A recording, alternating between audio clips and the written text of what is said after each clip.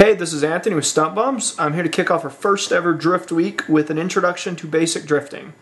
Drifting occurs when you break the rear tire loose without using the front brakes. Typically this means drifting around a controlled circle in which with practice you can learn more advanced techniques such as comboing around while maintaining your drift or dragging your hands. There's also drifting as a transitional trick, such as drifting out of 180 endos or drifting out of a back end.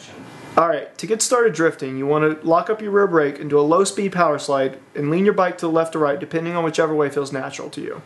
Once you start to turn and lean the bike over, you want to dump the clutch to break the rear tire loose. There's a really fine line here between low siding, high siding, and actually starting a drift. How fast you're going, your lean angle, how hard you dump your clutch, and even what type of tire you're running are all deciding factors here, and it's going to take a while for you to get a feel for them.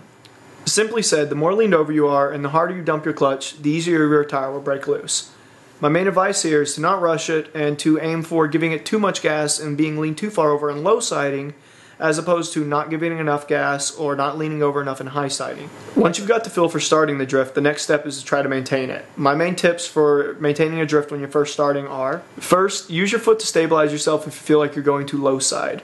Don't feel bad about it. It's an easy habit to break once you start getting better. Second, if the bike is straightening up, give it gas to slide it back beneath you. However, don't hesitate. Only give it gas if you feel comfortable, not because you're desperately trying to save a drift. That's when you high side, and high siding sucks. Third, counter steering is vital. Turning your bars can lean your bike over or straighten it up, making it just as important as giving it gas. It can be hard to remember this when you're first starting, but it's something to keep in your head as you progress. So that's it for my drifting primer. I hope these tips are useful to anyone beginning to drift, and for more drift-related tips, stay tuned this week for the rest of our drift week.